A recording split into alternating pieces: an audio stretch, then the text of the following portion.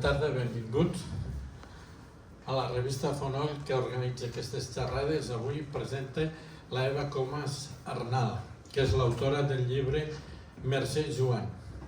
L'Eva Comas és periodista, llicenciada en periodisme, amb hispàniques, és traductora, és escriptora, treballa a bastants medis i dona classes a la Universitat Autònoma de Barcelona.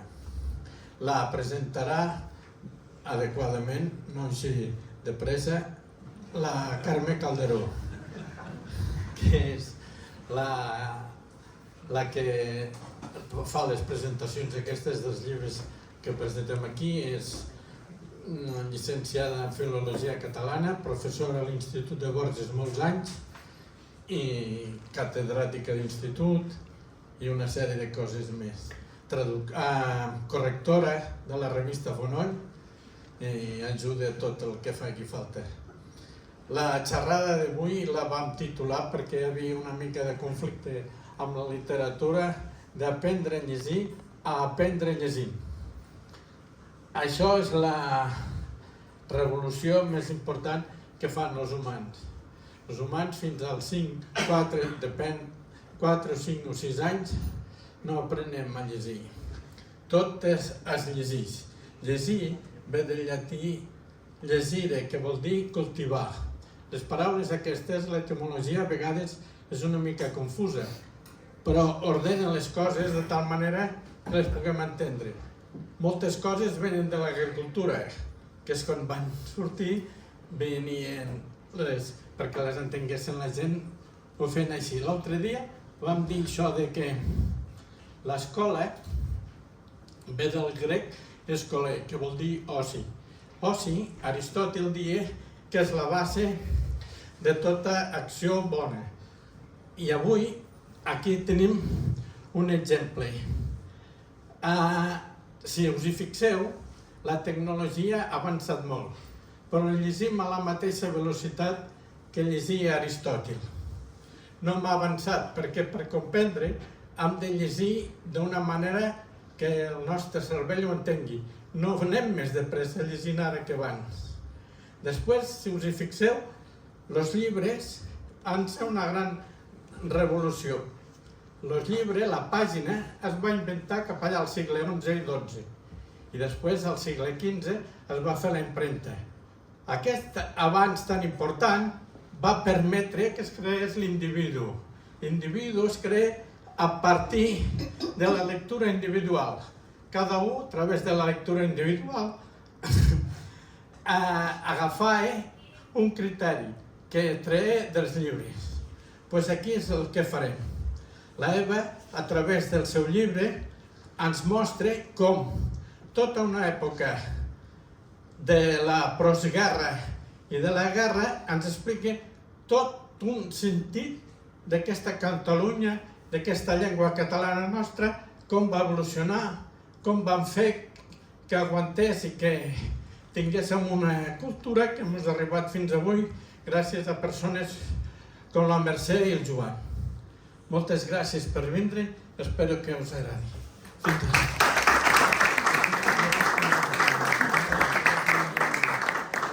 Bona tarda i gràcies als amics del Fonoll per tornar-me a convidar. En aquest cas, a presentar l'Eva. No em vaig poder resistir, vaig dinant, quan me van dir de presentar una dona, perquè havia presentat senyors, no pas una senyora, i d'una altra banda una especialista en una de les escriptores que més admiro i més m'agraden, com és la Mercè Rodoreda, perquè ella és una gran especialista. Ha dit que la presentaria a poc i ho intentaré fer, perquè si em fico nerviosa igual no em surt. Llavors, a poc. Però, clar, també m'han dit tot, no cal que ho diguis perquè són moltes les coses que ha fet la Eva, llavors intentaré sintetitzar, però descuidar-me el mínim de coses possibles. Llavors, és nascuda a Gavà, al Baix Llobregat, és professora associada a la Universitat Autònoma de Barcelona, de Filologia Catalana, va fer de professora també de comunicació i llengua a la Universitat Ramon Llull, Blanquerna, Ramon Llull, la facultat aquesta de Comunicació i Relacions Internacionals, i a més també mantenia relacions a la Universitat de València. Per tant, són 3 universitats amb les quals ella ha interactuat al llarg de la seva experiència com a docent i com a comunicadora. Potser se l'ha conegut fins ara més com a ponent, com a conferenciant, com a col·laboradora de programes, com a conversadora, en definitiva, perquè ha participat i participa en molts llocs, com ara aniré desglossant. D'entrada voldria dir que potser també la coneixen molts de vostès com a assagista, perquè d'una banda ha participat en moltes revistes de diferents tipologies i parlant de tot, perquè ho he vist, parlant de tot, i són de la talla, per exemple, com la Serra d'Or, Mètode, que és de la Universitat de València també, i altres, pot ser el Diari de Girona, per exemple, o altres revistes en les quals ha participat. A més, també he fet de dinamitzadora de clubs de lectura, això m'hi sento bastant propera, i tot i que des dels 14 anys que escriu ficció, mai no havia publicat una novel·la, només havia publicat relats. I també com rebre fins i tot un premi de literatura narrativa del Pirineu a Organyà. Això va ser l'any 2015. És una gran investigadora, moltíssim, i si llegiu el llibre ho podreu comprovar que fins i tot se la podria titllar d'historiadora, perquè dinant ho comentàvem, és un llibre, és una novel·la d'amor, sí, però també és una novel·la històrica, penso jo. Pot ser, he dit abans, pot ser un document per generacions futures i conèixer bé la relació entre aquesta parella que van formar la Mercè Rodoreda i el Joan Prat, i d'una altra banda també conèixer com vivien a l'exili ells i altres intel·lectuals que els va tocar, malauradament, fugir de Catalunya per ideologia política. Deia que és una bona investigadora i això també es nota perquè té 7 volums d'assaig escrits, 6 de publicats, el que puntualitzàvem ara abans de començar. Deia jo de les temàtiques que més l'apassionen a ella, perquè en té un sobre ràdio, la seva tesi doctoral també va ser sobre els sons a la ràdio de diferents emissores durant una època acotada, perquè si no això seria inabastable. També en té 3 sobre diferents escoles, un d'ells el que està inèdit. Una és l'escola de Gavà, d'una escola semiclandestina que hi va haver. 2 més són d'altres poblacions del Vallès Oriental i Occidental, Castellbisbal i Caldes de Montbui. I després també en té un, que aquest me va xocar, que és de videojocs, que és una altra de les facetes que sembla ser que toca, si un cas ja després ho recuperarem això. I guardo pel final els 2 que a mi m'interessen més, que també penso que a vostès els poden interessar més perquè penso que estan a la gènesi del llibre, després també ens ho aclarirà, si és així o si hi ha més coses. Un es diu El somni blau, que és un estudi sobre els somnis en la narrativa de la Mercè Rodoreda, un dels molts temes que hi ha a l'obra de Mercè Rodoreda. Algun dels temes el trobem al llibre, que també en parlarem, i l'altre es diu Afinar l'estil, que és una reescriptura de l'última novel·la que se li va conèixer a la Mercè Rodoreda, inacabada, i que va ser pòstuma, que és La mort i la primavera. Aquest estudi el va fer a partir de les cartes que es van enviar justament a aquesta parella, la Mercè i el Joan, o la Mercè i l'Armand Obiols, que després també ho puntualitzarem això. A més, vull dir també que, com ha dit el Joan, que també ha fet una traducció d'una història molt bonica, que segur que la coneixen perquè l'han passat per televisió alguna vegada com a sèrie, i que deu ser una delícia llegir el llibre, més traduït per ella, i més encara ara que la coneixem, que és la Anne de les Teules Verdes, que és una novel·leta, una història d'una escriptora canadenca, Lucy Montgomery. Bé, a més, té un canal de YouTube que me deia que ara no el té actiu, però que es pot consultar i es pot veure tot el que hi ha penjat, perquè hi té com a tres blogs diferents. Un primer blog que és La motxilla de la ciència, on té videoressenyes de diferents llibres de divulgació científica i per publicitar-los i per donar-los a conèixer. I l'altre que es diu La meva motxilla dels llibres, on hi ha històries tant en castellà com en català de diferents novel·listes i també algun assaig, també. Tot això de la modernitat penso que és una de les coses que forma part de la seva inquietud de comunicadora i per això en aquest blog, en aquest canal de YouTube, que també ho té penjat en molts altres llocs, hi té el que és un podcast, que és una cosa molt moderna, aquestes càpsules d'informació, que les pots escoltar quan vulguis, on vulguis, i des del mòbil si tu vols, per parlar, sobretot, de la part més desconeguda de la literatura de Mercè Rodoreda i també de la seva vida, perquè allí hi ha coses molt interessants, des d'entrevistes amb escriptors que han fet estudis sobre la seva obra o alguna temàtica de l'obra de Mercè Rodoreda, o també el biògraf de l'Hermano Obiols, que és el president Joaquim Torra. Per tant, és molt interessant la Manaldina, que això sí que està en actiu. El novembre del 22 vas començar i té uns 20 escaig, 24 o així, episodis diferents que tracten sobre diferents coses de Mercè Rodoreda molt i molt interessants. A vegades són lectures, simplement, i dona molt bo d'escoltar-ho perquè hi posa una cadència de veu molt bonica, es nota que ha estudiat la ràdio i els sons radiofònics, perquè és molt interessant. Això ho podeu trobar a qualsevol plataforma de podcast, Spotify, Apple, etc. iVoox, etc. Anchor, etc. A més, potser també la coneixen perquè ha col·laborat en programes de televisió, al Mes 324, per exemple. Ara ja no hi treballa, ara és a la Selva, però continua amb el Xavier Crasset. També és un bon comunicador, segur que a tots ens agrada. I encara col·labora també, això pràcticament cada dia, al Món RAC1 o a la Primera Pedra de RAC1. A més, em penso que també col·labores a la televisió de Gavà, no? Alguna cosa? Ara actualment no, però hi he treballat a la televisió de Gavà. Molt bé. Doncs fa uns mesos, al novembre, va publicar aquesta que dèiem que és la seva primera novel·la, la Mercè i el Joan, que és una novel·la, com deia abans, jo penso, li deia abans, dinant, que penso que té dos grans protagonistes, evidentment, que són els que donen títol a l'obra, però que per mi hi ha un tercer protagonista, que justament és la literatura i el fet de llegir.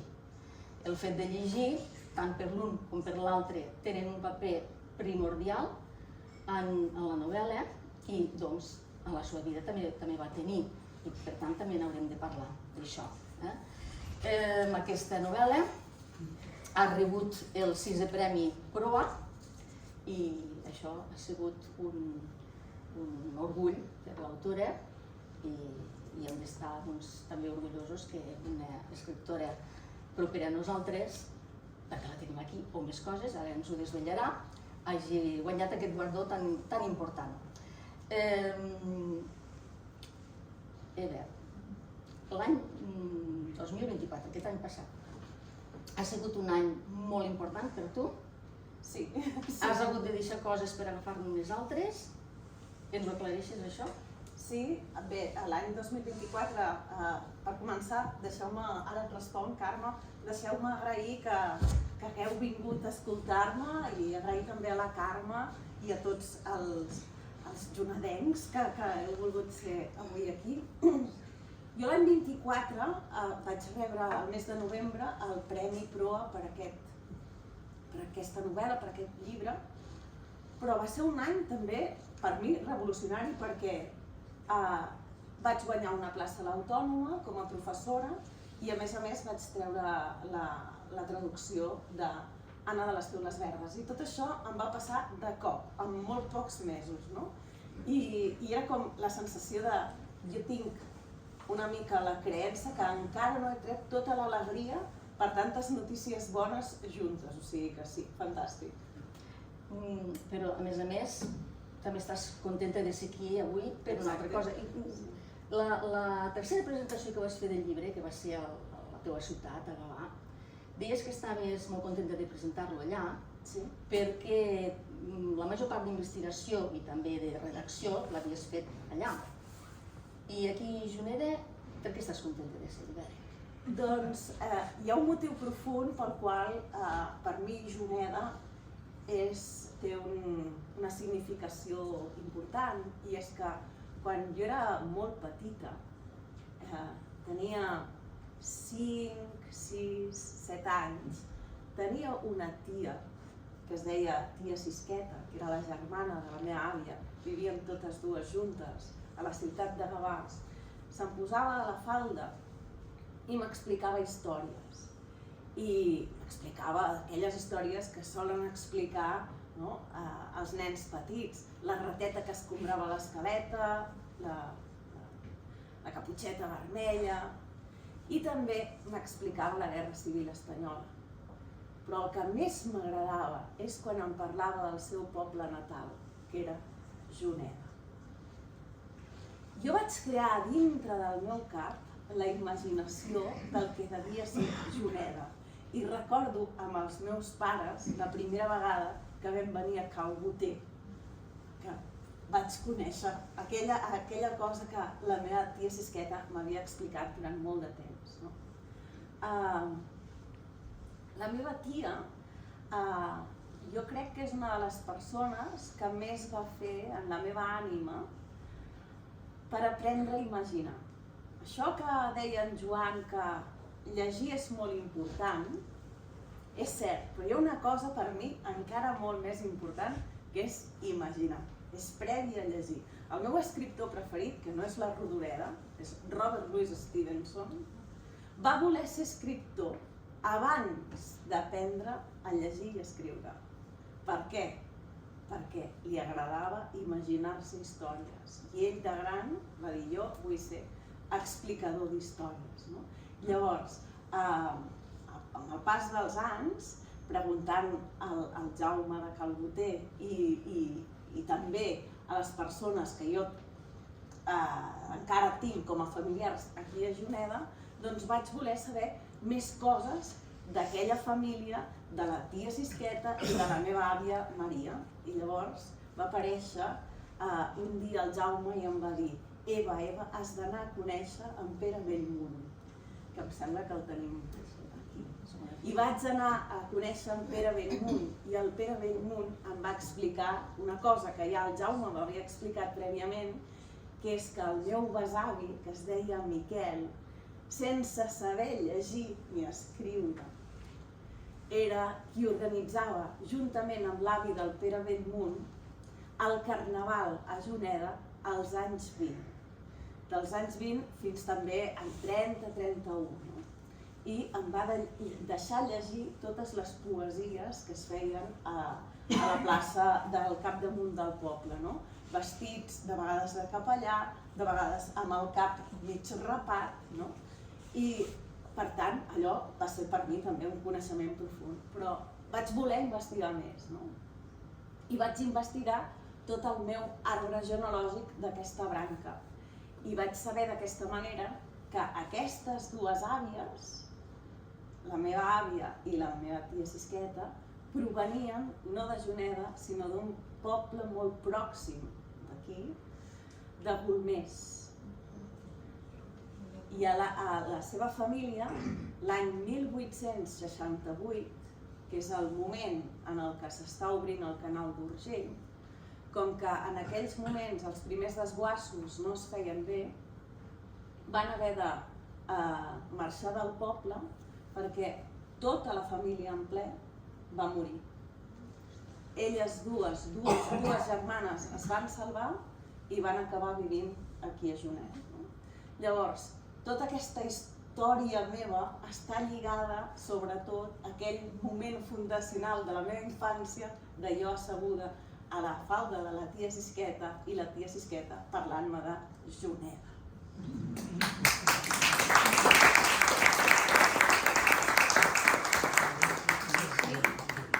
Té alguna cosa a veure que tinguis arrels lleidatanes en què al llibre hi surtin dos personatges lleidatans que són històrics i que han existit realment, però els has posat amb idea, amb intenció, o és que igual us hauries posat? Els hagués posat igual, els hagués posat igual. A mi Lleida m'encanta perquè jo sento parlar en lleidatà, que era la llengua que em parlava a mi la tia Sisqueta i la meva àvia, i a mi l'ànima se'm posa alegre.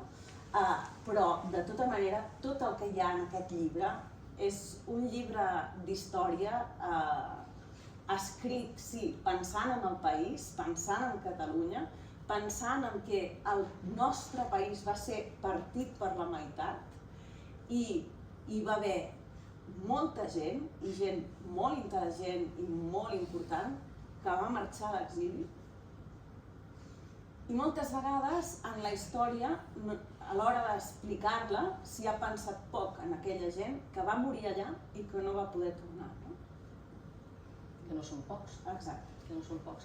No és el cas de la Mercè Rodoreda i de l'Armand Obiols. L'Armand Obiols mor a Viena el 15 d'agost de l'any 71 sense haver pogut tornar a Catalunya. Sí. Rodoreda sí.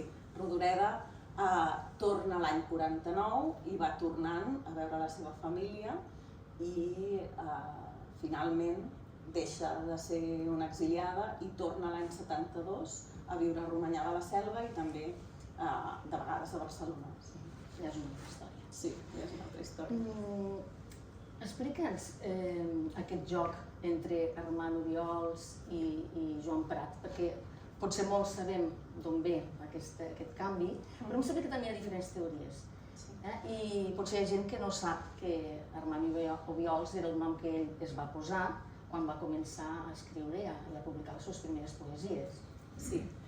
Aquesta és la història d'amor entre Mercè Rodoreda i Armand Obiols, i l'Armand Obiols és un personatge que es posa molts noms, com ara deies.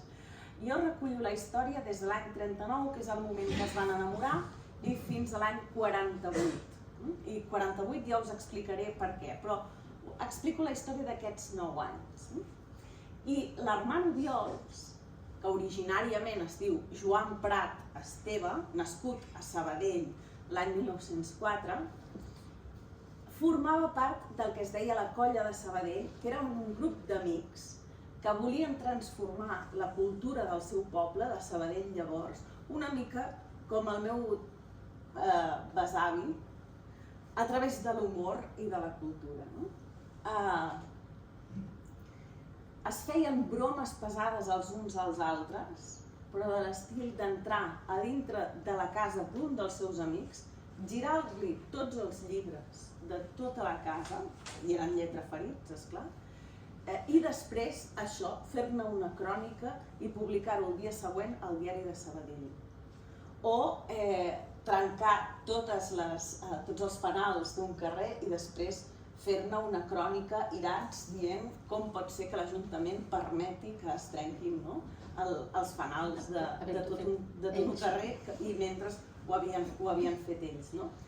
I era un personatge que totes aquestes cròniques que anava escrivint primer al Diari de Sabadell, després a la Publicitat, després a la Nau, després a la Veu de Catalunya, es buscava pseudònims per amagar la seva identitat. Com que era molt crític, un dels pseudònims era Sagitari, un altre, el de la Veu de Catalunya, era White. Però el que va fer més fortuna va ser Armand Obiols, i aquest nom li venia perquè ells, tota la colla de Sabadell, havien estudiat els escolapis de Sabadell. I als escolapis hi havia un Armando que resulta ser que en Joan Prat li tenia veneració i es deia Armando Viola. I Armand Obiol va acabar ell dient-se Armand Obiols. Però fins al punt que les els rebuts i les factures de la Generalitat de Catalunya a l'exili, ell les signava no com a Joan Prat amb el nom oficial, sinó que les signava Armand Obiols.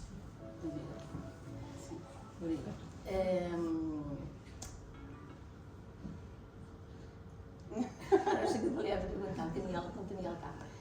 Canvio de pregunta. Tu, abans he dit que als 14 anys vas començar a redactar contes, però tinc entès que als 13 anys, fent un dictat a l'institut, vas conèixer per primera vegada la Mercè Rodoreda. És a dir, que és una miqueteta també a nivell de literatura oral, que t'arriba una miqueteta, no? Sí. El mateix que dèiem abans, no? De l'escriptor que teu preferit, el Stevenson, que també li arriba per tradició oral. Exacte. Sí. Jo recordo perfectament el dia que Mercè Rodoreda va entrar a la meva vida, que va ser a través d'un dictat quan jo feia 8è de bàsica a l'Escola Garbí de Barcelona. Jo vaig tenir la sort de ser educada en una escola de pedagogia molt moderna, que era hereva de l'Escola del Mar. L'Escola del Mar estava a la Barceloneta, va ser fundada l'any 22, va ser una de les primeres escoles que van ajuntar nens i nenes a la mateixa classe, que anaven a mirar al mar, que anaven a estudiar al mar, que anaven a tocar la realitat. I aquella escola la van bombardejar l'aviació italiana, no em va quedar res, era una escola preciosa, i curiosament va costar molt de refer aquesta escola i fins als anys 60 llargs la van reobrir a Esplugues de Llobregat amb el nom d'Escola Garbí, que és l'escola que jo vaig entrar a l'any 79-80. Llavors, en aquesta escola, amb mestres d'història molt interessants i molt apassionats per la cultura, doncs un dia la senyoreta Calonja ens va fer un dictat i jo recordo perfectament el moment que jo veia, perquè Rodoreda és així, la veus, veia els músics amb mànigues de camisa i l'esparreguera que voltava tota la plaça i el filferro que agafava l'esparreguera, i tota la plaça del Diamant com si fos una capsa de música amb l'embalat i l'embalat fent aquella forma de paraigua del revés. Jo en aquell moment em vaig quedar penjadíssima d'aquelles imatges i al final de tot la mestra va dictar Mercè Rodoreda, la plaça del Diamant. Jo a partir de llavors, que tenia 13 anys, vaig començar a buscar tots els llibres de la Mercè Rodoreda i de manera compulsiva me'ls vaig llegir i vaig entrar en aquest univers de Mercè Rodoreda. A mi especialment m'agraden els escriptors que tenen relació amb els somnis. M'agrada molt Kafka, òbviament Stevenson té molta relació amb els somnis, també Borges, Gabriel García Márquez, i la nostra, que narra els somnis com ningú i que en té 55 en els seus llibres, és Mercè Rodoreda. I llavors per això precisament la vaig voler començar a estudiar per aquí. Vaig voler començar estudiant què passava a dintre dels somnis de les seves obres. Però La plaça del Diamant no va ser la primera novel·la que vas llegir, amb ella, o sí? No, la primera novel·la que vaig llegir va ser l'Home. La primera novel·la que vaig llegir va ser l'Home, però ja si després recordo el meu pare, li vaig dir un Sant Jordi, vull la plaça del Diamant, i el meu pare em va portar a la plaça del Diamant. Perquè a l'Home surt un parell de vegades, o tres, al llibre. Sí, quan el 23 de gener de l'any 1939 els escriptors catalans van sortir amb el bibliobús cap a l'exili, sortien des d'on ara hi ha el Palau Robert, van pujar en aquell bibliobús, que era un bibliobús que havia servit per portar llibres als soldats del front. Doncs és paradigmàtic, quasi metafòric o simbòlic que marxessin a l'exili amb aquell bibliobús. Van pujar dalt del bibliobús i Mercè Rodoreda, de les coses que duia a les seves maletes, era un exemplar de l'Home, que havia sigut la novel·la que havia rebut el Premi Creixells l'any 37, s'havia publicat l'any 38, i amb aquesta novel·la Mercè Rodoreda havia tingut l'honor de ser l'escriptora més llegida de l'any 1938. Clar, que ser el més llegit al Sant Jordi del 38 és com dir, enmig de la guerra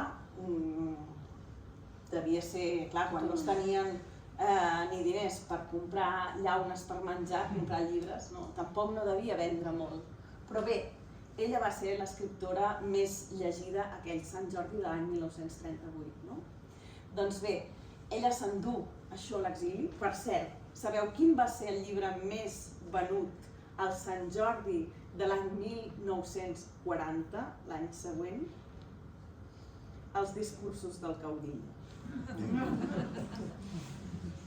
Ella marxa a l'exili amb la Loma i la porta sempre a sobre, i jo la utilitzo d'una manera simbòlica perquè és de tot el que havia fet, allò que conserva ella. Les primeres les rebutja, les primeres se'ls deixa com res. Hi ha més coses de Mercè que hi poses en el llibre, no pas l'estil per a res, però sí que hi poses, com deia abans, alguns temes. El fet de cosir, perquè ella s'hi guanya la vida, el tema del suïcidi, surt bastant recurrentment en el llibre. S'han fet estudis, també fas una entrevista a la Maraldina, també fas una entrevista a l'Aire de Zurno sobre aquest tema molt interessant. Fins i tot expliques, també surt en 3 o 4 moments diferents, la intenció que té Mercè Rodoreda, de sortir-se'n d'aquesta situació tan fosca en la qual viu. Sí, si heu llegit Mercè Rodoreda, tots tenim... Mercè Rodoreda es va fer famosa sobretot a partir dels anys 60, i ja la veiem com una gran dama. Però Mercè Rodoreda va ser jove, va marxar a l'exili, aquest viatge que jo ara us dibuixava, ella tenia 30 anys. I amb 30 anys va haver de viure, per una banda va haver de deixar el seu fill de 10 anys amb la seva mare, es va veure forçada a l'exili, com un 80% dels escriptors i dels periodistes catalans va marxar a l'exili, això és molt, i marxaven perquè sabien que si es quedaven, havent ella col·laborat amb el Comissariat de Propaganda, un sumaríssim era el més fàcil que li podia passar, per tant, es va veure obligada a marxar cap a l'exili, i amb 30 anys sí que és veritat que es va enamorar d'Armand Obiols i va viure uns mesos feliços en el xató de Roissy-en-Brie, però també és cert que va patir moltíssim. Aquí s'expliquen alguns suïcidis, i són certs, tots els que s'expliquen són certs. Una de les noies que servia als exiliats, la Marie-Thérèse, es va suïcidar deixant-se aixafar per un tren. Un diumenge molt lluminós. És una miqueteta com lliurament a la mort que fa la protagonista, una de les nenes del Mirall Trencat, no? Pot ser, sí, la Maria. Però no només hi ha aquest suïcidi, hi ha un altre suïcidi. Mercè Rodoreda va tenir una amiga, més d'una amiga jueva, quan estava a França, en l'època de l'ocupació nazi. Com a mínim en sabem de dues, una jueva austríaca i una altra jueva que era de nacionalitat pròxima a Ucraïna i que la seva família havia fugit de tota aquella zona feia molts anys. I aquesta amiga, que es deia Lisa Sperling, es va suïcidar a Llemotges, on Mercè Rodoreda va viure. I també sabem que quan l'any 46-47 ella torna a París, ella té unes temptacions molt grans de llançar-se dalt a baix del Sena, del pont del Carrusel, al Sena, i en uns records que té escrits diu que ha anat a una brasserie que encara existeix a París, que es diu la Brasserie Libre, que si no hi heu anat us la recomano moltíssim, el Boulevard Saint-Germain, és preciosa. Doncs en allà, un dia davant d'un cafè amb llet, a 2:45 del matí, ella tenia ganes de morir. I tot això ens ho va deixar escrit, i tot això jo ho he posat a la novel·la perquè el tema de la mort, després d'ella passar per tants episodis dolorosos, doncs era molt present.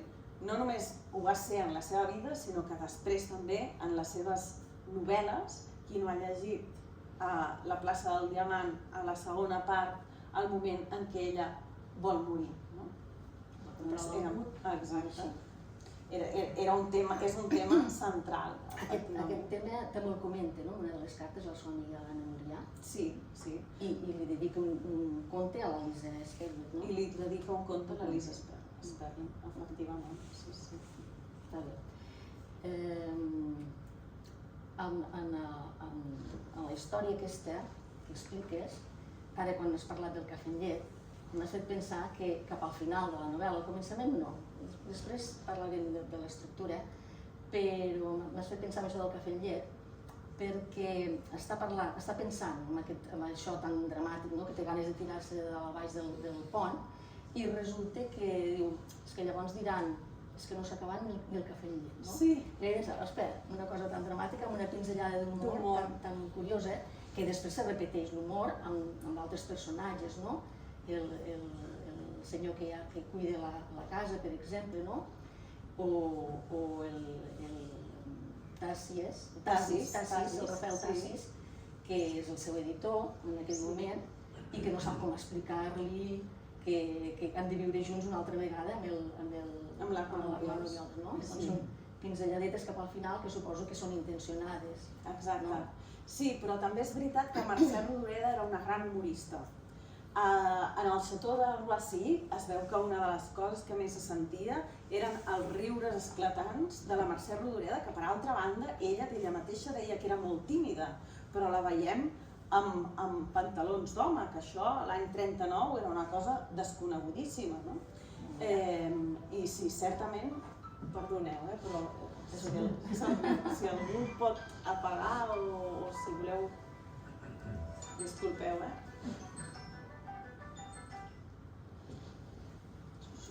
Perfecte. Doncs això que us deia, ella era una gran humorista i llavors això que deies de que aquesta escena, la Bracelic davant del cafè amb llet, clar, ella l'explica ja passats molts anys i una mica amb una rialla als llavis dient sí, jo em volia matar, però encara em quedava molt per viure i moltes obres per escriure, no? I per això deixa anar aquesta nota d'humor de dir si ho hagués fet, que vés a saber com ho hagués fet, amb una mica de veronal allà al cafè amb llet, no? Vés a saber. Diu, si ho hagués fet, la gent diria, mira, no es va acabar el cafè amb llet, no? Sí. Això de l'estructura que dèiem abans, ho vaig trobar molt curiós, perquè divideixes el llibre en 18 capítols i cada capítol porta un títol molt significatiu perquè sintetitza al màxim el contingut del capítol. Però em va cridar l'atenció dues coses. Una és que en el primer capítol, així com a tots els altres capítols surten sempre els tres protagonistes que deia abans, l'Armand Obiols, la Mercè Rodoreda i la literatura, en el primer capítol només surt l'Armand Obiols. I utilitzes un recurs literari, que és l'immediat res, és a dir, fas un salt endarrere i al segon capítol comences a explicar la relació de tots dos. Aquesta és una de les qüestions, perquè aquest capítol, cronològicament, hauria d'anar cap al final, al 15 o al 16. I l'altra qüestió és que hi ha un capítol que l'Armand Obiols quasi no hi surt, no sé si és el 14 o així, que es diu Soc un hombre. Soc un hombre que per mi penso que per la gent pot ser el més difícil de relacionar, si no el coneixen una miqueteta a l'hora de Mercè Rodoreda, el títol amb el contingut, perquè Soc un hombre penso que fa referència a un dels contes de Mercè Rodoreda, que és Nit i boira, que està basat en aquests fets històrics que el Josep, que si entén això d'història, sap a què ens referim. Aquest capítol, per mi, és el més literari de tots, aquest Soc un home, perquè és allà on se parlen més de més contes d'en ella, i on ella pràcticament és, ella i la literatura, la seva obra, són pràcticament les protagonistes. Començo pel primer que has anomenat, Carme. Sí, mireu, el més normal és que jo hagués fet un altre assaig. O sigui, jo havia fet assajos sobre Mercè Rodoreda. I, perquè us feu una idea, jo, com una rateta de biblioteca, a dintre dels arxius, trobant, o sigui, llegint els documents, aquí al davant, amb la lletra de la Mercè Rodoreda i els manuscrits escrits a màquina. I anar veient coses davant dels meus ulls que jo sentia de dir, i això només ho haig de saber jo? Si això ho ha de saber tothom. Sempre tenia aquesta sensació. I publicava el llibre, sí, m'encarregava d'enviar-lo a tots els mitjans de comunicació i m'ho publicaven, però el coneixement no arribava a la gent.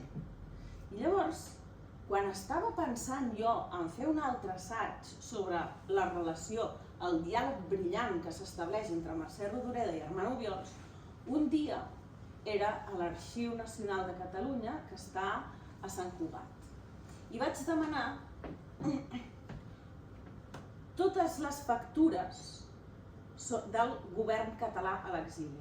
Entre l'any 1945 i 1948, els catalans, a l'exili, a París, hi vam tenir un govern, amb consellers tan espectaculars com Pompeu Fabra, era un dels consellers, Josep Carner, que agafava el tren des de Brussel·les i arribava a la Rue Washington a les 4 de la tarda per fer la reunió del govern amb Josep Irla. Després, el Pompeu Fabra també, Vallet, pujava des de Prada de Conflent, agafava el tren i anava a París. Però és que Carles Pi i Sunyer venia des de Montevideo amb un vapor, o de vegades venia des de Londres. I des de Perpinyà pujava un altre dels consellers del govern de la Generalitat a l'exili, que era ni més ni menys que Antoni Rovira i Virgili. I jo pensava, i jo, que he estat escolaritzada a l'Escola Garbí, amb uns professors d'història brillants, jo no sabia això. Papa, tu sabies això? No. El nòvio, tu sabies això? No. Gent important, alguns sí, però en general no ho sabien. Què feia un govern a l'exili del 45 al 48? Per què? I per què després? Sí, tots hem sentit lo de l'Irla, però un govern amb aquests consellers, els millors consellers, i per què el deixen de tenir? Però és que el més important i el que em va fer decidir que fos una novel·la i no un assaig no va ser aquesta pregunta. Aquesta pregunta me la vaig respondre després.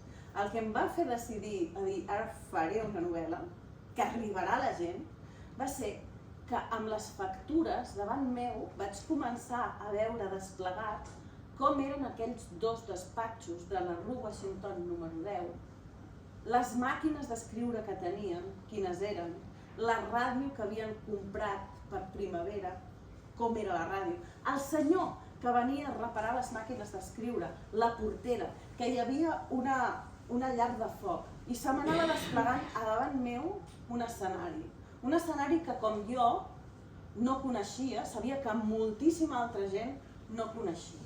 I em vaig dir, i nassos? I per què? I us preguntareu, i això què té a veure amb la Mercè Rodoreda? Doncs té molt a veure, que és que l'Obiols treballava fent la revista de Catalunya amb una d'aquelles màquines i que Mercè Rodoreda acudia a la Rue Washington, a la seu del govern, a buscar els textos per corregir-los.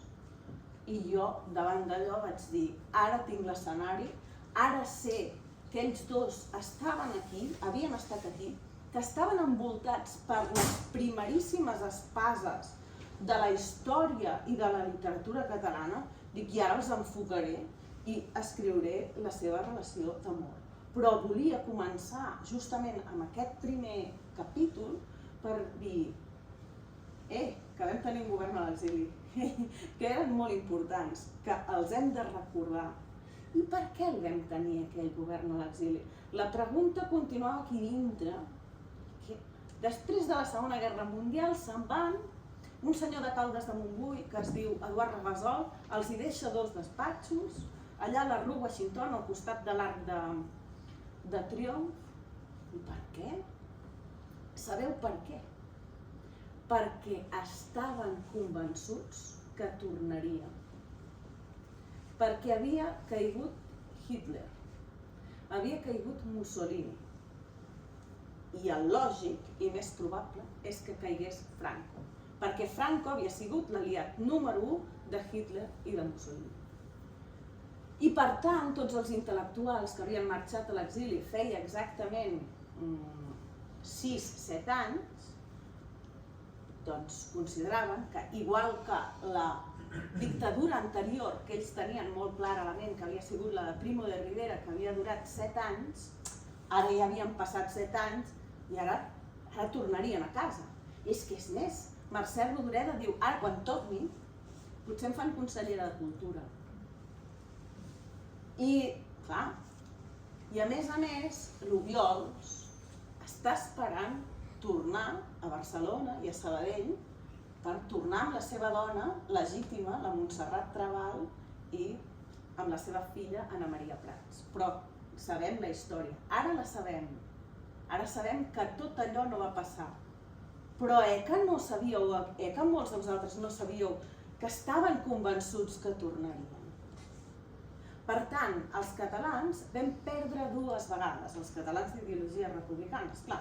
Van perdre en el moment que a l'any 39 han de marxar a l'exili i s'acaba la guerra a l'1 d'abril, i després tornen a perdre quan les potències internacionals decideixen que Franco ja els hi va bé, perquè poden col·locar a Espanya bases militars i que a més els hi va la mar de bé perquè els hi espanta amb els comunistes i ja està, doncs, i deixen allà. I clar, els nostres intel·lectuals, els millors, per dir-ho així, queden a la deriva i per sempre. I per això, perquè aquesta volia que fos la clau de lectura, va ser que vaig posar aquest primer capítol, que en teoria hauria d'estar més endarrere, però l'obro des d'aquí dient, ei, vull ensenyar això i ho vull subratllar moltes vegades. I respecte del capítol Soc una ombra, hem de pensar que Mercè Rodoreda és la primera veu en català que explica la realitat dels camps d'extermini a través d'un conte que es diu Nit i boira, escrit a Bordeus l'any 1946, mentre s'estan duent a terme els judicis de Nuremberg, als quals ella està atenta, perquè sabem que està molt atenta als diaris, i és un dels primers relats on es parla dels camps d'extermini en català, però és un dels primers també a tot el món. Potser abans li passa al davant Viktor Frankl, amb Si això és un home, però molts d'altres són posteriors. I el curiós d'aquest relat és que és un relat escrit en primera persona, una persona que ha estat un home, que ha estat capturat a Bordeus, precisament, i ha estat traslladat a Alemanya i allà està a punt de morir. És el que diu Soc un ombra. Exacte. Per mi era més críptic, diguéssim, el títol més difícil de relacionar-ho si algú no està avisat. I doncs per què no vas fer un epistolari, per exemple? Per què no et vas llançar a fer cartes? Cartes? Has dit un assaig? No. Sí? Perquè volia una novel·la perquè els personatges, quan estàs llegint una novel·la, tu col·loques la ment al costat del personatge que no sap què passarà. En canvi, si escrius un assaig històric, ja et col·loques la ment del lector en l'aquí i l'ara, i allò ho veus més lluny. I jo volia que els meus lectors tinguessin la sensació de estic a París i no sé si caurà Franco o no. Per això era aquest el... A l'epistolari passaria el mateix, a les cartes passaria el mateix, no? Sí. Ja que hem parlat d'aquest primer capítol, tan introductori i significatiu, perquè és l'esperança que després queda totalment girada al final de tot de l'obra. Com deia, el protagonista central d'aquest primer episodi és l'hermano Obiols. I ara recupero aquella pregunta que m'havia marxat abans. L'Armand Obiols queda retratat una miqueteta, suposo, com era, pel que diu també Quim Torra, el president Quim Torra a la seva biografia. Era un home tímid i era un home poc agosarat, no? Més aviat, perquè aquí sembla que la quitar i el bacallà sigui sempre ella, no? En tot. Sí. De tota manera, hem de pensar que Armand Obiols era, a l'any 39, el famós d'ells dos. Armand Obiols tenia un càrrec a dintre de la Conselleria d'Economia. Estava cridat a ser el poeta més important de les lletres catalanes. Els escriptors l'alabaven. Era un crític mordaç que tothom se l'escoltava, no? Però sí que és cert que en l'àmbit de la parella d'ells dos, Armand Obiols es deixava portar i era ella qui l'arrossegava i l'estirava. Però clar, hem de pensar, és que Armand Obiols tenia una dona legítima. Així com Mercè Rodoreda estava separada del seu marit, ell no. Ell, durant tots aquests anys que jo dibuixo, està tenint dues relacions simultànies.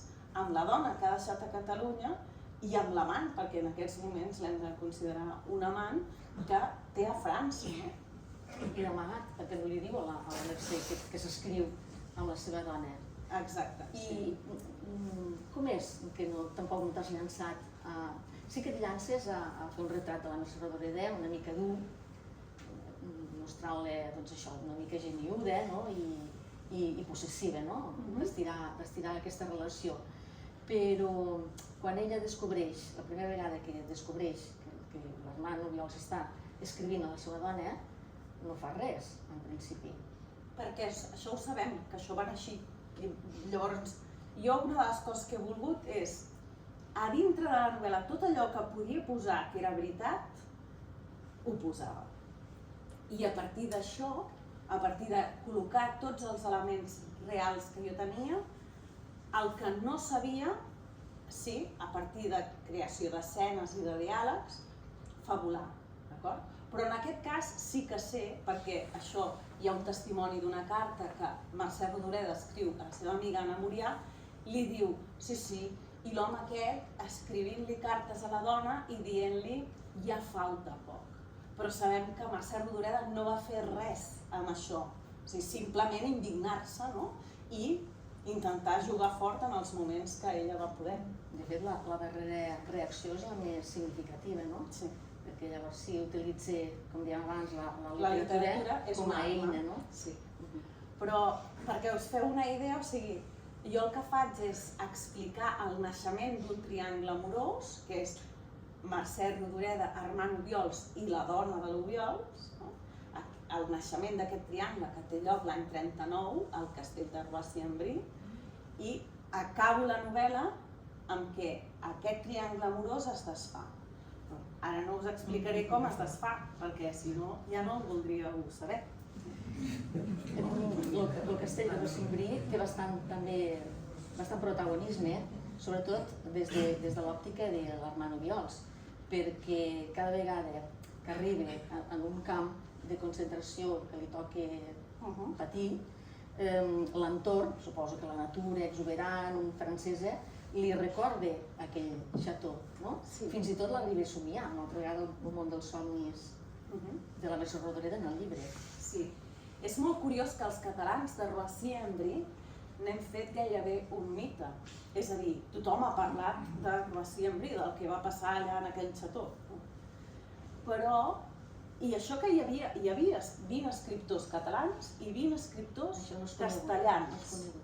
Però els castellans, per ells no va ser un mite allò.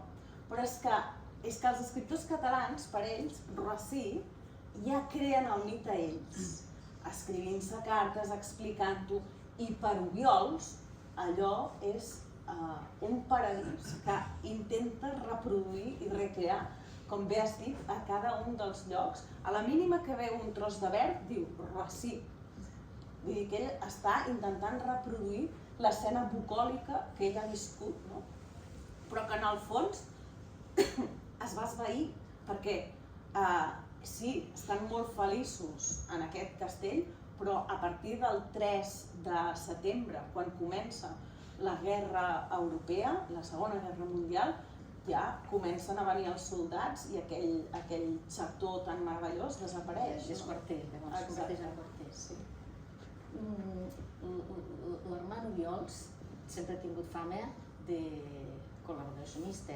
En el llibre ho deixes bastant bé en el sentit que ell es veu obligat a fer una feina, igual com quan comencen a destriar els intel·lectuals espanyols per feines. A veure, qui són fusters, qui són paletes, qui són electricistes, els que no són, que són intel·lectuals, són escriptors, són pensadors, aquests venen a descarregar i a carregar sorra o ciment. Però més endavant fa falta una altra mena de gent que són els que dirigiran els camps, i ell fa cap amb això, no? No, no dirigeix els camps. Ell forma part de l'administració. L'administració no és dirigir. El dirigent era... L'Otto... No, l'Otto tampoc. Era el comandant del camp. Otto s'encarregava de tots els camps dels espanyols. No. Ell en cap cas dirigeix cap camp de concentració. Ell simplement forma part de l'administració dels camps. I hi ha un moment que el fan cap del buró. Però no cap del camp, cap del buró. Llavors, la gràcia de fer una novel·la és que no has de jutjar, no? Perquè sí, se li ha posat aquesta etiqueta de col·laboracionista, però el fotògraf de Mauthausen en la vostra ment és col·laboracionista, que no? Val. Doncs Francesc Boix formava part de l'administració nazi. És així. Llavors, per molta gent que va viure als camps, fins i tot per gent que va acabar a Dachau, entrar a l'administració era la manera de salvar-se, era la manera d'evitar la deportació. Hi ha un llibre que es diu Ells no saben res, i un altre, L'epíleg de la mort i la primavera, on sí que se li posa l'etiqueta de col·laboracionista a l'Obiols. A la novel·la, la gràcia és que jo el que em dedico és a fer el que no han fet aquests altres llibres, que és explicar punt per punt una cosa darrere d'una altra, què és el que va fer. És a dir, que realment se va veure obligat a treballar-hi. Sí, però és que a més aquests altres llibres, disculpeu, estan plens d'errors. Diuen que no va tenir cap contacte amb la resistència, quan sabem que Damaso Solana Susvilla és un personatge que estava en la resistència i que és conegut d'ell i que col·laboren junts. Per tant, és un dels personatges reals de Damaso. Sí. Interessant, això. No t'ho volia preguntar, quins eren reals i quins inventats, perquè penso que tota la història, o sigui, l'essència de la història és un document a tenir en compte i veure claríssim com vivien ells. Per tant, el que és ficció no és tan important, penso. Quin dels dos personatges t'ha donat més feina a l'hora de preparar-ho? Tots dos. El que passa és que Armand Obiols és el descobriment, perquè, clar, o sigui, tota una vida llegint Rodoreda és conèixer-la molt, i en canvi Armand Obiols és més desconegut, no només per mi, sinó per tothom, no? Llavors, clar, he hagut de llegir a fons totes les seves cartes i documentar-me a fons sobre tota la seva vida, no? Intentar entendre aquesta personalitat humorística, però al mateix temps, Armand Obiols era un director d'orquestra. Ell estava a l'exili i anava dient: tu escriuràs una novel·la de detectius, que no n'hi ha cap en català, vinga, va, escriu una novel·la de detectius, tu escriuràs un assaig d'això. Ens l'hem d'imaginar com un director d'una revista, és a dir, això, com un director d'orquestra. Era el pal de paller dels exiliats a França. De fet, a Carné l'està ajudant constantment, no? Hi ha molts altres escriptors. Vull dir que jo crec que els catalans ens fem un flac favor quan posem una etiqueta tan a la lleugera sobre un personatge. No dic que no sigui cert, dic que cal investigar-ho i molt a fons. poses també bastant, penso, referents de mites. La Mercè Rodoreda llegeix l'Odissea, per exemple, ella també s'identifica amb la nimfa Calipso, ell s'identifica amb Proteu, per exemple. Tot això és cert, tot això és cert. És a dir, hem de pensar que enmig de la Segona Guerra Mundial no se'ls hi acut cap altra cosa que tancar-se en un cafè a Bordeus durant 5 hores al matí i posar-se a estudiar llatí. Clar, els mites surten sols d'aquí, i quin altre mite més lligat a qualsevol guerra hi ha que Ulisses intentant tornar a casa, no? I Mercè Rodoreda, quan comença a escriure quan comença a escriure poesia, el primer que fa és dir, doncs narraré l'Odissea des del punt de vista femení, amb els ulls de Calipso i potser també de Penèlope, però sí, hem de pensar que tenien una cultura vastíssima, que Obiols sabia molt llatí i en certa manera tenia nocions de grec també, amb la qual cosa, sí, per això he trufat el llibre de mites grecs. És una tasca de valent, això de fer ficció sobre aquests personatges reals. No sé si, o sigui, jo sabia que em posava en un jardí perquè Mercè Rodoreda és com el Sant Cristó Gros de la literatura catalana i cadascú el vol per ell, no? I a més tothom hi aboca les seves idees de maternitat, de cultura, de parella, sobre projecte, sobre aquest mite nostre, no? I per tant tothom se la sent molt seva i això és molt bo. Per tant, sí que sabia que novel·lant la seva vida o un episodi de la seva vida podia tocar sensibilitats, però també és veritat que sabem i coneixem la història sobretot gràcies a les ficcions. Òbviament no només gràcies a les ficcions, però que la ficció és una manera que la història arribi a tothom.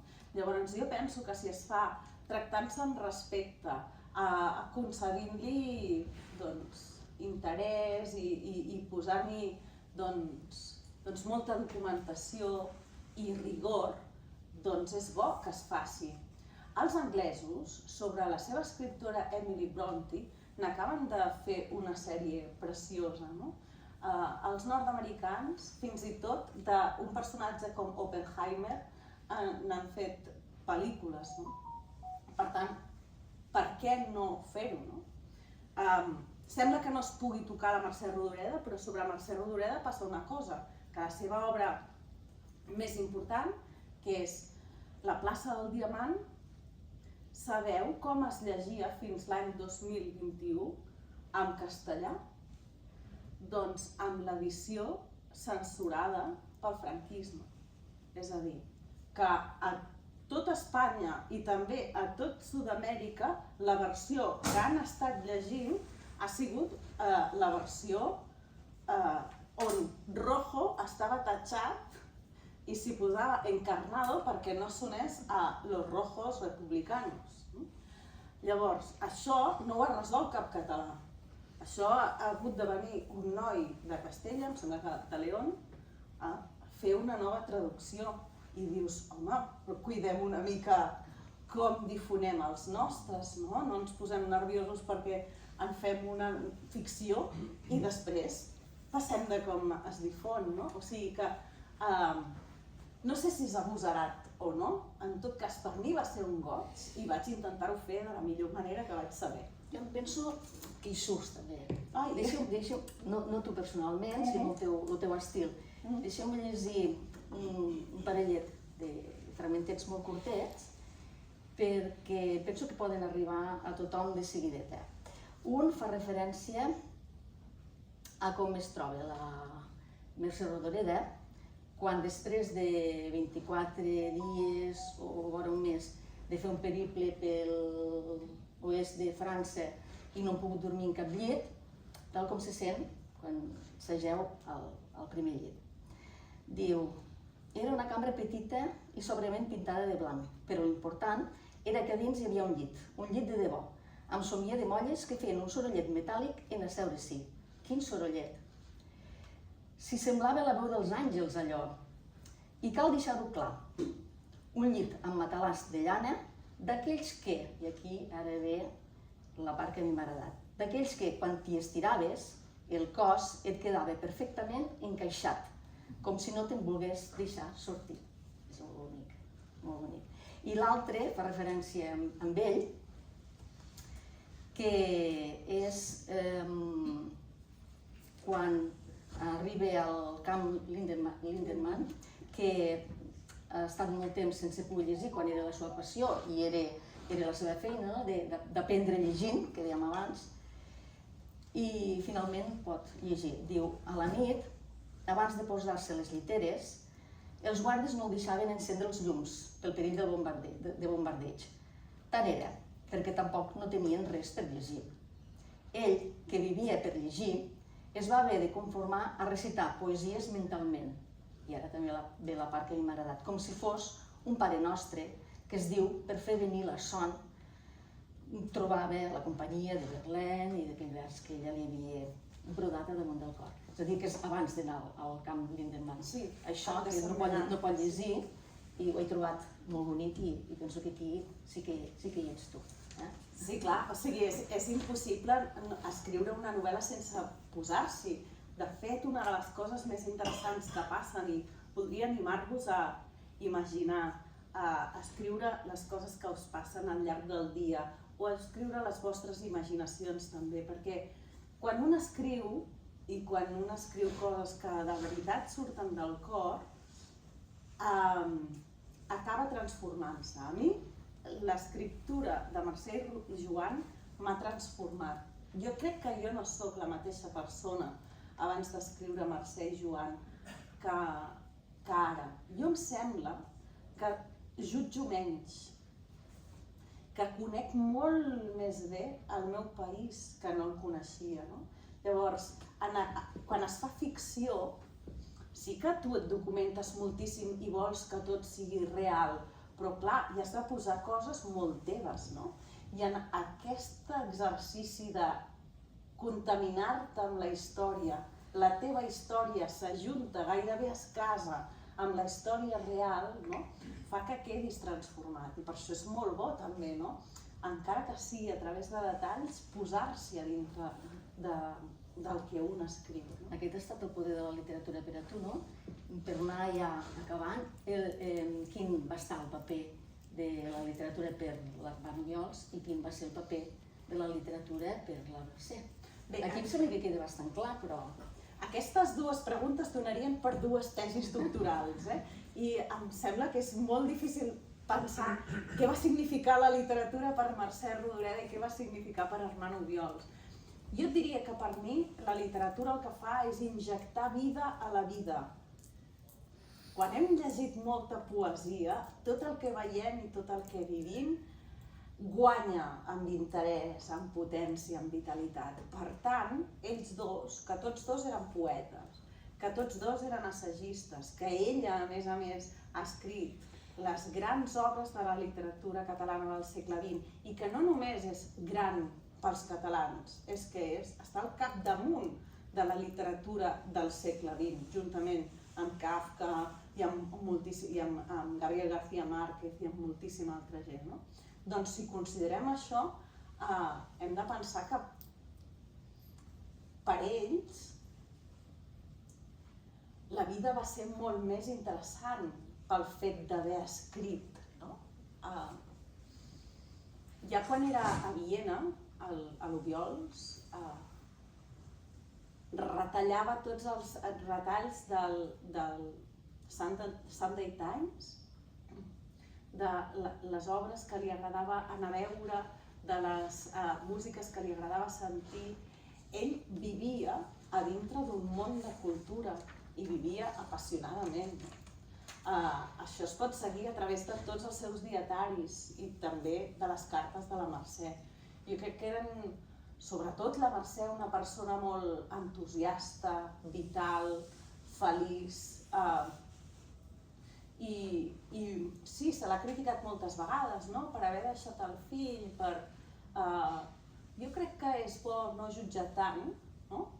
I pensar, intentar entendre i no sé, i penso que tenen encara moltes coses a dir-nos. Fa uns quants anys, La mort i la primavera es va posar molt de moda entre la joventut, molt de moda. I era una novel·la que havia quedat inacabada, no? Però encara hi ha molts textos de la Mercè Rodoreda que no ens els hem fet nostres. I hi ha altres novel·les inacabades. Hi ha Isabel i Maria, per exemple, però hi ha altres obres que encara ens poden dir molt de nosaltres, no? I que poden connectar amb el jovent. I les cartes d'Armand Obiols només s'han editat en el cas de les cartes de Josep Carner i les cartes de Mercè Rodoreda. Però hi ha una pila de cartes d'Armand Obiols i ens estem perdent al conèixer un personatge importantíssim per les lletres catalanes. Això m'ha fet pensar que l'any que vas néixer tu, la Mercè Rodoreda escriu una carta al seu editor i li diu: estic cremant un munt de cartes de l'Armand Obiols. Sí, sí. No només va estripar cartes de l'Armand Obiols, sinó que no comptem amb la correspondència de les cartes de l'Anna Murià. Hi ha molts documents... Clar, Mercè Rodoreda ens deixa el que ell ens vol deixar, no? I de les cartes que ens deixa de l'Armand Obiols, precisament ens deixa aquelles que ens poden il·luminar coses sobre la literatura. Però al llibre, per exemple, ell diu que el fet de llegir el Camp Lindemann li serveix de moltíssim, perquè així no està obsessionat per aquesta situació que viu. Sí, perquè de fet l'Obiols vivia més a dintre dels llibres que no en la vida real, no? Però sí, per ell la literatura era com l'aire que respirava. I d'aquesta idea que ell va abandonar la seva producció literària per esperonar i fer millor l'obra d'en Bella? No ho sabem. El que sí que et puc dir és que ell abandona gairebé la literatura en el moment en què entra a treballar en organismes internacionals com la UNESCO, la ONU o l'Agència d'Energia Atòmica. Quan comença a treballar en això, que eren feines molt extenuants perquè havia de treballar en conferències internacionals, deixa d'escriure. I llavors sí que Rodoreda li enviava les novel·les que ella havia acabat, les enviava per capítols, per carta. Ell vivia a Viena i ella a Ginebra, i ell, amb una lletra molt petita, li feia comentaris, no? I jo, en una de les meves recerques, el que vaig fer va ser voler esbrinar si ella se l'escoltava o no se l'escoltava, no? Amb aquests consells. I el que vaig veure és que majoritàriament sí que se l'escoltava, però que hi havia casos on deia no, jo he triat aquesta solució i aquesta solució va a missa, no? Entre coses que li deia Mercè Rodoreda, que Armand Obiols li deia a Mercè Rodoreda, hi havia coses tan boniques com: Mercè, apunta alt, no escriguis perquè et diguin oh, que bé que ho fas, sinó que has d'escriure com els grans, això, has d'escriure obres que es puguin llegir fresques com si s'haguessin acabat d'escriure d'aquí 100 anys, no? Que una obra ben feta és una obra rodona gairebé com una poma, més que com una poma, com una magrana, i que es pugui començar a llegir per qualsevol cantó, no? I jo quan tenia tot allò al davant deia uau, però si tinc la millor lliçó de literatura que jo ara mateix podria rebre, no? Vull dir, qui millor que ells dos, que estan mantenint un diàleg fascinant sobre com es crea una novel·la. I llavors, per això, vaig decidir que això ho havia d'estudiar, sí. I doncs, podria ser possible una continuació o què? Podria ser possible una continuació, perquè jo acabo l'any 48 i ell no es mor fins l'any 71. Ho estic estudiant. No sé si serà en forma d'assaig, no sé si serà en forma de novel·la, però ho treballaré. Continuarà sent molt interessant. Hi ha una cosa que et volia comentar, i és que dèiem al començament, i ara estem arribant ja al final, que tu havies fet la major part de la teva investigació i de la teva redacció a la teva ciutat, però i l'altra part? L'has fet in situ? Has fet periple? Sí, vaig viatjar sobretot a Bordeus. Bordeus, com és el lloc on hi ha els camps de treball, no? Perquè en realitat eren camps d'internament, doncs m'interessava molt conèixer-la, no? La ciutat de Bordeus. I us recomano molt que si no hi heu estat, aneu a Bordeus, perquè és una ciutat fantàstica. Si haguessin guanyat els de Bordeus, abans ho comentàvem a l'hora de dinar, si els girondins haguessin guanyat a la Revolució Francesa, doncs França seria molt diferent i es respectarien probablement més les identitats de cada lloc i no seria una França jacobina i estatalista, no? Però bueno, que en tot cas, que Bordeus és una de les ciutats més importants franceses, també vaig ser a París i a Llemotges, però a Bordeus li vaig concedir moltíssima importància perquè allà és on en Joan va estar tancat en un camp de concentració, a Saint-Ménard, després es va intentar escapar d'aquell camp, va anar a parar en una presó i després entra a treballar a l'administració dels alemanys. I per tant, com que allò era el nucli dur del problema, per dir-ho així, doncs vaig poder ser-hi molt de temps. I sí, quan els llocs, i per això és important que tu avui m'hagis començat preguntant què és Juneda, no? Doncs els llocs són importantíssims. Els llocs guarden la memòria. Això me'n vaig adonar perfectament quan vaig venir, al cap de molts anys, vaig venir amb el Jaume de Calboter i li vaig preguntar coses sobre la meva família. Doncs el Jaume, pel fet de ser aquí a Juneda, el lloc, recorda, saps moltes més coses del passat i per tant és molt important cuidar tots els llocs, tots els emplaçaments i també tota la memòria vinculada a ells. Podríeu fer una guia literària per França, no? Només ser Rodoreda. Sí, es podria fer. Una opció. Hi ha alguna cosa que diguis, ostres, això potser no ho hagués hagut de posar, o al revés, això m'ho he descuidat, potser ho hagués hagut de posar. Hi ha alguna cosa o no es pot dir? A veure, sempre, quan s'acaba un llibre, sempre es té la sensació que ho podria haver polit més, podria haver-hi estat més temps. Ara, quan he fet l'audiollibre, pel fet de llegir-lo i de posar-li veu, veus coses que quan eres allà davant de la màquina escrivint de pressa no les veies, tot i que va tenir un procés de correcció molt gran, la correcció no s'acaba mai. De fet, la mateixa Rodoreda no donava per bons els seus textos fins després de moltes correccions i fins i tot amb la plaça del Diamant no dona per bona fins a la 6a edició, que va fent canvis sobre la marxa. I la idea de fer una pel·lícula... Doncs això no entra en la... Això també podria ser, tots els... Sí, això m'ho ha dit molta gent i això no està en les meves mans perquè els drets de la novel·la són de l'editorial i jo penso que si haguéssim de fer que el Rodoreda arribés molt més al jovent, que ja hi arriba, però si intentéssim que arribés internacionalment a més gent, jo el que crec que seria pertinent seria fer un videojoc de la mort i la primavera. Ara, això del videojoc que havíem dit abans que no havíem de parlar. A veure, és una manera moderna, actual, de fer arribar la literatura, igual que els podcasts? Sí, és... Disculpeu. Hi ha interacció, és a dir, tu saps quan la gent s'ho llegeix o quina franja d'edat, o quina franja d'edat té interès o així? Així com el cinema sabem que està en un grau de maduresa, la literatura, òbviament, està en un grau de maduresa, el mitjà dels videojocs és un mitjà nou que arriba al públic als anys 70 i es popularitza als anys 80, però encara està en procés de perfeccionament.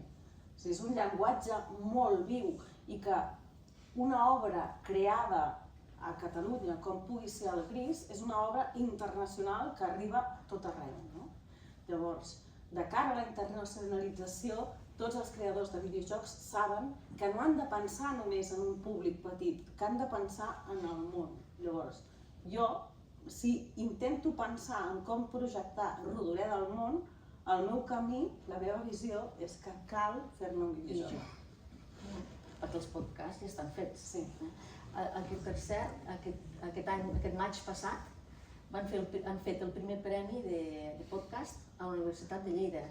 I justament el va guanyar una noia, que tinc apuntat el títol, Viure arriscadament, el títol de la seva obra, el podcast, era Viure arriscadament, la vida de Mestre Rodríguez. Imagina't, casualment. Sí, per tant, potser sí que és una cosa novedosa. Doncs ja, per acabar, al desembre va sortir la notícia aquesta que la literatura, les literatures, perquè també la catalana com la castellana, passaven a ser matèria no de modalitat, sinó optativa, a primer, amb la qual cosa això volia dir que a segon de batxillerat no es farien les literatures i amb la qual cosa, si no s'ha d'anar a la selectivitat, molts alumnes ja no decideixen triar-les. Què n'opines tu d'aquesta?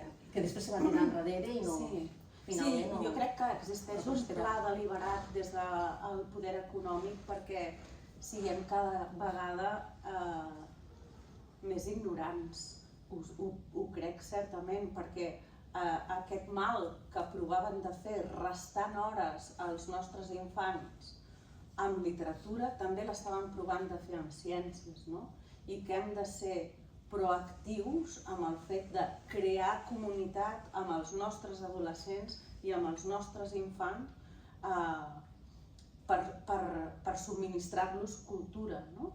Que cal llegir amb els nens, que cal llegir amb els adolescents, que cal jugar a videojocs amb els nens i amb els adolescents, que cal acompanyar els nostres nens, des dels mestres, des dels alcaldes, des de qualsevol àmbit, cal ser molt proactiu en creure que la cultura és l'aliment a través del qual es nodreix l'ànima del nostre poble. És a dir, pels joves pot ser un estímul la literatura, llegir novel·la, poesia, igual com per la Mercè Rodoreda dèiem que havia sigut una arma, no? Sí, exacte. Una arma per canviar les coses i per ser més forta. Doncs molt bé, moltes gràcies i no sé si algú té alguna pregunta. Algú li vol fer? Perquè veieu a l'Eva com ho fa, llegiré una semblança de l'Armand. Les ulleres amb els vidres gruixuts i els cabells foscos, ell solia dur una mica llargs i amb ones suaus. Mig tapaven el moment just en què l'ocurrència li pujava als ulls. Aquí fa una semblança, jo trobo, molt acertada. Gràcies. Algú vol preguntar-li alguna cosa a la Eva? Sí? Qui pagava les despeses de tota aquesta gent que treballava al Xató Rossi? Qui pagava les despeses de la gent que vivia al Xató de Rossi-en-Brie? Els intel·lectuals francesos es van posar d'acord, de fet hi havia un comitè d'ajuda als intel·lectuals a cada una de les ciutats importants franceses. A Perpinyà n'hi havia un, a Tolosa n'hi havia un altre, a París, a Montpellier, i els intel·lectuals occitanistes van tenir un paper molt important en ajudar els intel·lectuals catalans. Per què? Perquè l'occità i el català hi ha una teoria que diu que és el mateix idioma, el llemosí. Llavors hi havia un intel·lectual precisament que es deia Pierre-Louis Berthaud, que era molt proactiu. I en part Picasso va sufragar l'estada a Tolosa, però després també altres intel·lectuals, com pugui ser Breton o pugui ser altres intel·lectuals francesos, venien a obra seva, pintors i autors, i ajudaven a sufragar aquestes despeses del Xató de Rossi-en-Brie. Però és que a més hem de pensar que els catalans, quan marxen a l'exili, donen tot el diner de la Generalitat, el donen al govern espanyol, amb la qual cosa el govern català no tenia ingressos, no tenia diners, no ingressos, sí, recursos, no? I per tant, els bascos no van fer el mateix, no? I per tant, en el moment en què es creen aquests dos despatxos que us he descrit, són els mateixos catalans, és Eduard Regasol, que és un empresari que tenia diners, que dona, per un temps, relloga de manera molt gratuïta aquells dos despatxos. I agafant diners d'aquí, ara amb un subsidi que gràcies ens dona el govern espanyol, doncs van poder anar tirant. Alguna altra qüestió més?